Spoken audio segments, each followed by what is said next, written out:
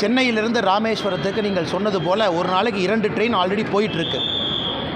இந்த 3வது ட்ரெயின் என்ன பண்ணுதுங்கன்னா போகாத இடத்த கனெக்ட் பண்ணுது. திருவாரூர், திருத்துறைப்பூண்டி, பட்டுக்கோட்டை அதெல்லாமே ரொம்ப அன்சர்வ்டு ஏரியா. இந்தியன் ரயில்வேவை பொறுத்த வரைக்கும் அந்த பகுதி மக்களுக்கு ட்ரெயின் கனெக்ஷன் இல்லை. அந்த 3வது ட்ரெயின் பார்த்திங்கன்னா திருவாரூர், திருத்துறைப்பூண்டி, பட்டுக்கோட்டை இது 3வது வழி. 3 ட்ரெயினுமே 3 வழி. ஆனால் எங்களுடைய பெரிய மகிழ்ச்சி என்னென்னா திருவாரூரில் பல ஆண்டு காலமாக கேட்டுக்கிட்டு இருக்கிறாங்க. இன்றைக்கி இந்த 3வது ட்ரெயின் சென்னையிலிருந்து ராமேஸ்வரம் போகும்பொழுது மக்களுக்கு சென்னை கனெக்டிவிட்டியாக இருக்கட்டும், டெல்டா பகுதி கனெக்டிவிட்டி எல்லாத்தையும் கொடுக்குதுங்கண்ணா. நாம் இந்த ட்ரெயின் எப்போ அமைச்சர் ஒத்துக்கிட்டாங்களோ டெல்லியிலேயே கோரிக்கை வச்சுட்டு வந்துட்டோம். கோயம்புத்தூர், ராமநாதபுரம், ராமேஸ்வரத்துக்கு ஒரு ட்ரெயின் கனெக்ஷன் வேண்டும். காரணம், நிறைய சகோதர சகோதரிகள் வேலைக்காக இந்த பக்கம் வர்றாங்க, கோவில் தரிசனத்துக்காக ஒரு பக்கம் போகிறாங்க. தென் தமிழகத்தை கொங்கு பகுதிக்கு நேரடியாக கனெக்ட் பண்ணக்கூடிய ட்ரெயின், அதையும் விரைவில் மத்திய அமைச்சர் பரிசீலனை செய்வதாக சொல்லியிருக்கிறாங்க. இந்த கோரிக்கையை ராமநாதபுரத்துலேருந்து வச்சாங்க. நாங்கள் கோயம்புத்தூருக்கு அதிகமாக போகிறோம், எங்களுக்கு தினசரி சேவை வேண்டும்னு. நிச்சயமாக அது நடக்கும் என்கின்ற நம்பிக்கை எங்களுக்கு இருக்குது. நீங்கள் சொல்கிற என்ன சொல்லி, அந்த கரூர்லேருந்து 99 கிலோமீட்டர் ரோடானே? ஆமாம், அது வந்து கிடப்பில் போடப்படல.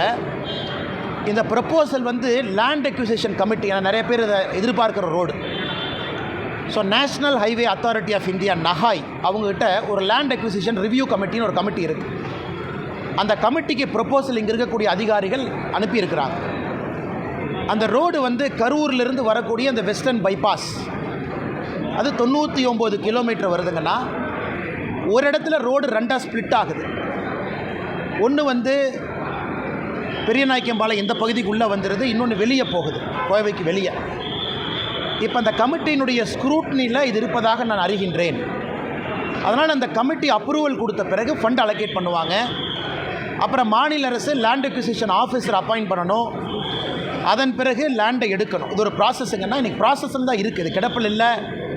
இது மத்திய அரசு நிராகரிக்கலை. ஏன்னா இந்த பகுதியினுடைய தொழில்துறை நிறையா பேருத்தினுடைய கோரிக்கை.